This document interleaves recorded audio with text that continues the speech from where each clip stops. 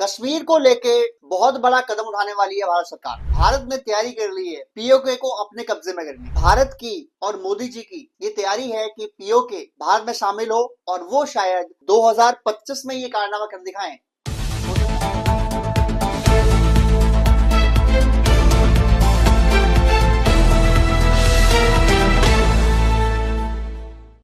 Hello friends, Kashmir को लेके बहुत बड़ा कदम उठाने वाली है भारत सरकार। जो पीओके पाकिस्तान के कब्जे में है, अब पूरी न्यूज सामने आ गई है, पूरी डिटेल सामने आ गई है कि किस तरीके से भारत ने तैयारी कर ली है पीओके को अपने कब्जे में करने। और इसकी गवाही कुछ स्टेप्स दे रहे हैं, और वो स्टेप्स भारत के अंदर से नहीं बल्कि मुस्लिम कंट्रीज से भी आ रहे हैं।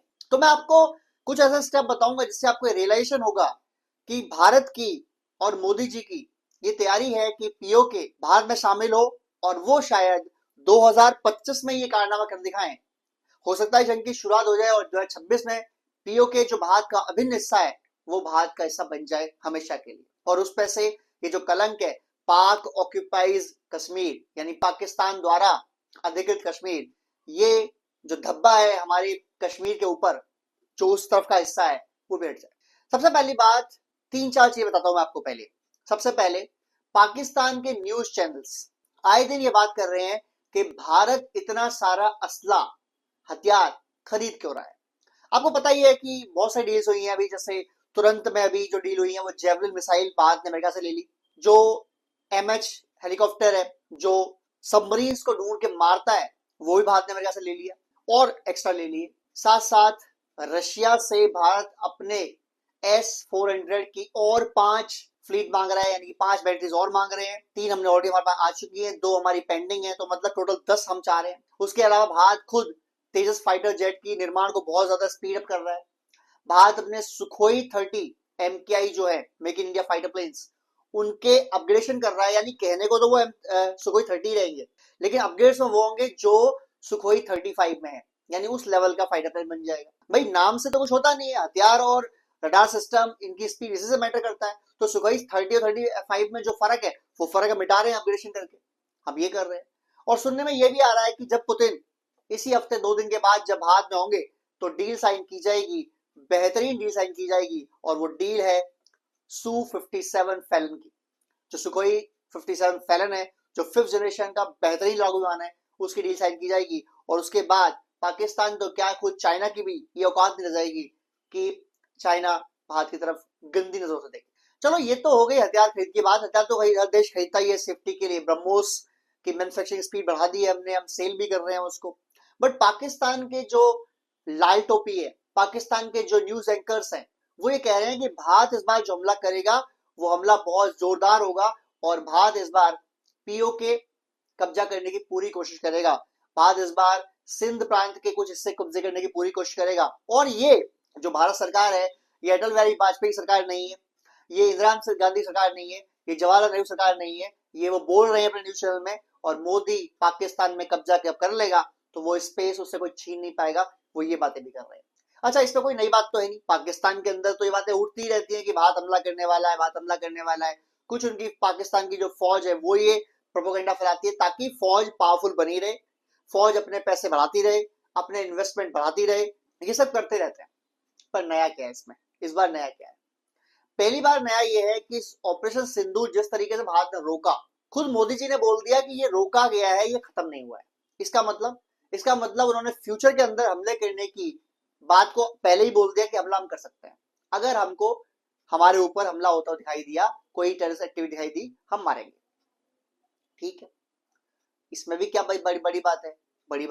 बड़ी बात यह है कि अब सऊदी अरब और जो अरब कंट्रीज हैं, खासकर यूएई ने 2-3 काम किए हैं ऐसे जिससे ये रियलाइजेशन हो रहा है कि यूएई जानता है कि भारत हमला करेगा पाकिस्तान के ऊपर, और पाकिस्तान का जो कश्मीर है उसको भारत कब्जा भी कर लेगा।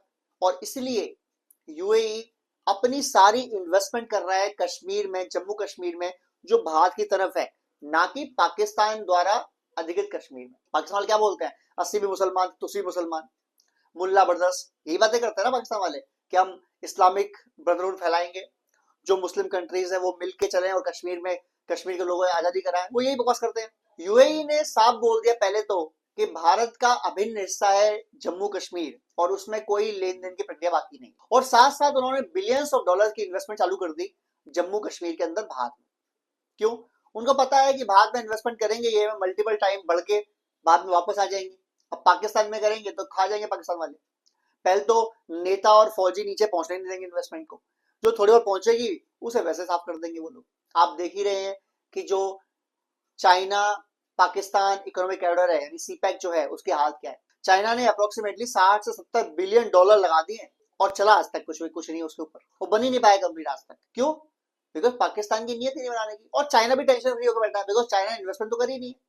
चाइना ने तो एज ए लोन दिया है, चाइना तो लोन की भाई ईएमआई वसूल कर रहा है। दूसरा यूएई हो सऊदी अरब हो, इन सबको लगता है कि यार अगर हम पाकिस्तान में पैसे दे भी देंगे ना, जो उधार भी देते हैं, साला वो वापस नहीं आता, उसकी ईएमआई वापस नहीं आती, उसका ब्याज वापस नहीं आता, बस उसमें साल बाय साल चेक बढ़ते रहते हैं, मतलब next year next year next year next year, पता नहीं कब। वो जो जोक था ना, एक तारीख पे तारीख मिलती रहती है जज साहब, वैसे चलता रहता पाकिस्तान का कि आपने लोन दे दिया, देके भूल जाओ यार उनको, क्योंकि वो वापस तो करने वाले हैं नहीं, आपको वापस तो करने वाले ही नहीं है ना वो।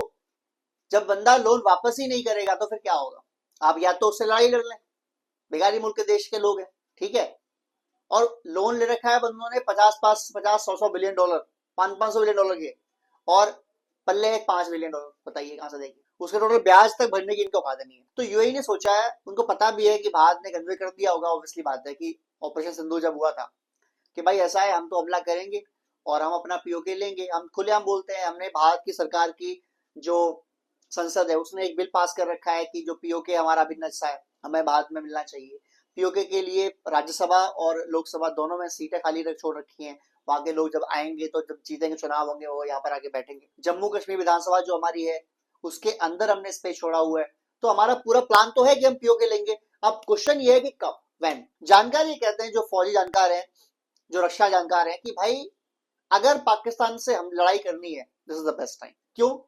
पहला, पाकिस्तान के अंदर अनरेस्ट है, पाकिस्तान में जगह जगह धमाके हो रहे हैं, जगह जगह प्रोटेस्ट हो रहे हैं। इमरान खान जो उनका सबसे पॉपुलर लीडर है उसको जेल बंद कर रखा है, उसकी जेल की रिहाई के लिए भाई दबे आज 2 दिसंबर को पाकिस्तान के अंदर इमरान खान को छुड़ाने के लिए जो पीटीआई पाकिस्तान तहरीक इंसाफ जो पार्टी है इमरान खान की, उसके लोग अडियाला जेल जो रावलपिंडी के अंदर है जहां इमरान खान बंद है, वहां गए हुए हैं, वहां जा रहे हैं, और उन्होंने बोला कि हम मिलके रहेंगे इमरान खान से। क्योंकि कई कोर्ट के ऑर्डर के बावजूद पाकिस्तान की पुलिस और पाकिस्तान की फौज ने इमरान खान को उनकी बहनों से, बच्चों से, उनके रिलेटिव से नहीं मिलने दिया।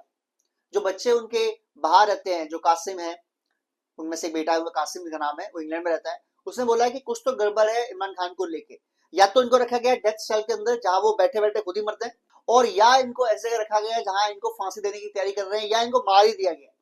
बिकॉज ऐसा कैसे होता है कि आप 25-25, 30-30 दिन एक इंसान को उसकी बहनों से, उसके बेटों से बात तक न करने दें, मिलने तक ना दें, और वो इंसान कोई आम इंसान नहीं है, वो पाकिस्तान के वर्ल्ड कप विनिंग टीम का कैप्टन था, वो इंसान पाकिस्तान का प्राइम मिनिस्टर रह चुका है, एक्स प्राइम मिनिस्टर, उसके साथ ही हाल कर रहे हैं, तो जो आम इंसान है उसका तो क्या ही हाल करते होंगे। उसके अलावा पाकिस्तान को आए दिन ठोक रहा है टीटीपी, जो तालिबान सपोर्टेड पाकिस्तान का है, तरीके तालिबान पाकिस्तान, उनको आए दिन ठोक रहे हैं बीएलए वाले, बलूचिस्तान लिबरेशन आर्मी वाले, बीएलएफ वाले, बलूचिस्तान लिबरेशन फ्रंट वाले, और खुद तालिबान से लड़ाई लड़ ली है अफगानिस्तान के अंदर, उन्होंने मिसाइल मार दी है, फाइटर प्लेन से अटैक कर दिए, और तालिबान ये तैयारी कर रहा है कि किस तरीके से उनको पाकिस्तान को उस साइड ठोके, यानी पाकिस्तान के वेस्ट पार्ट से ठोके। अब पाकिस्तान की फौज इतनी सी, पैसे इनके पास है नहीं, ये सारा चल रहा है इनका उधार पे काम।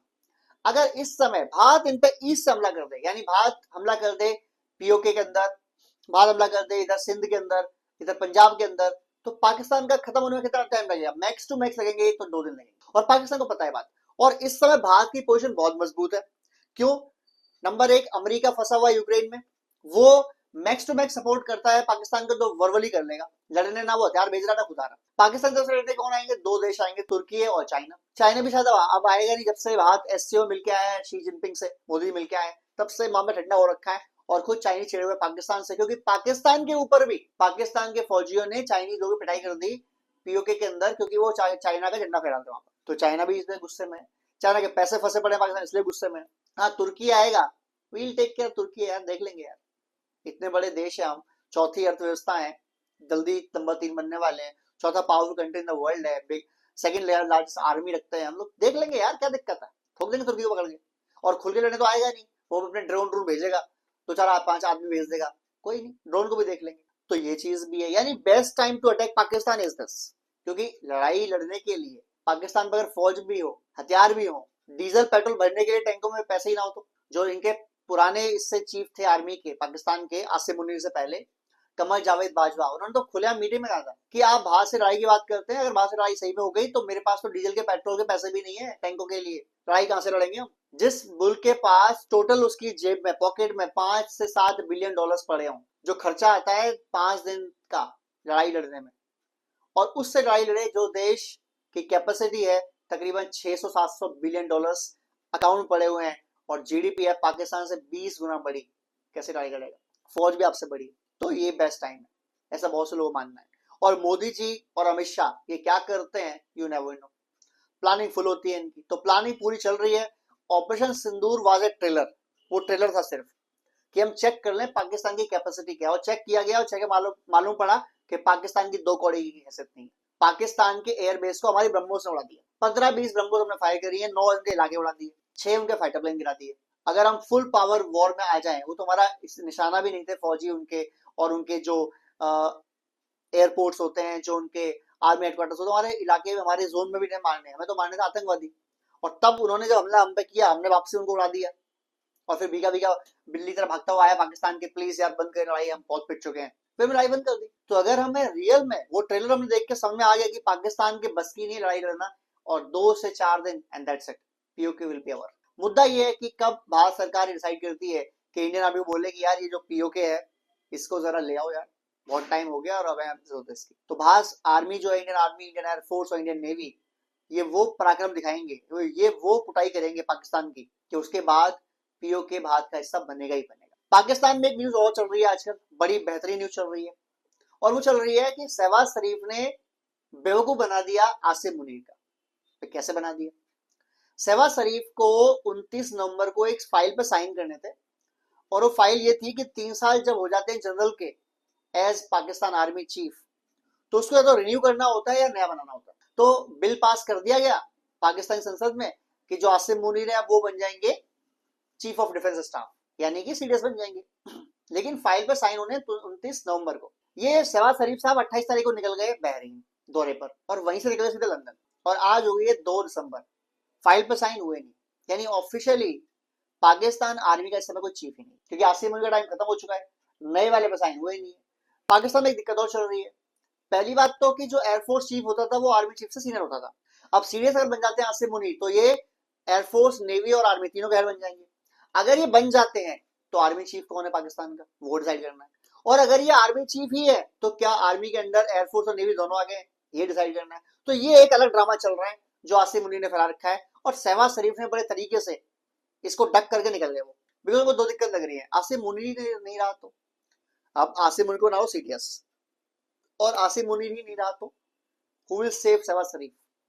रीजन, आसिम मुनीर के बारे में जो चीज फाइनल हो गई है वो ये कि लाइफ टाइम तक बंदा रहेगा सीडीएस, यानी पूरा पाकिस्तान का बन गया तानाशाह। अब ये बंदा जब पाकिस्तान तानाशाह बन चुका है, तो जो इसके जूनियर्स हैं जिनको भविष्य में आर्मी चीफ बनने की खुशी थी, तलब थी, सोच थी, वो तो बन ही नहीं पाएंगे। और अगर वो नहीं बन पाएंगे तो क्या करेंगे, वो निपटाएंगे, फिर कैसे भी निपटाएंगे, बिकॉज तरक्की तो करनी है ना यार। 3 साल होता है आदमी जेल लेगा, तो 3 साल हमारा नंबर पे आ जाएगा। जूनियर्स के जूनियर, जूनियर्स के जूनियर, जितने जनरल्स हैं सबको लगता है यार ये तो हटेगा ही नहीं, तो हम तो कभी आर्मी चीफ बनेंगे नहीं, हमारा प्रमोशन कभी होगा ही नहीं। That is a problem, that is a big problem.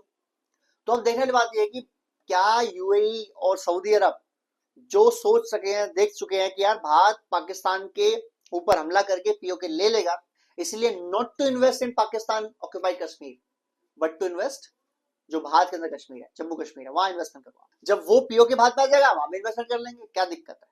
तो जो पाकिस्तान गेम खेलता था 80 मुसलमान तुसी मुसलमान, चलो मिलके कश्मीर में लड़ाई लड़ेंगे, चलो मिलके फलाना करेंगे, वो सब फुर्र हो गए।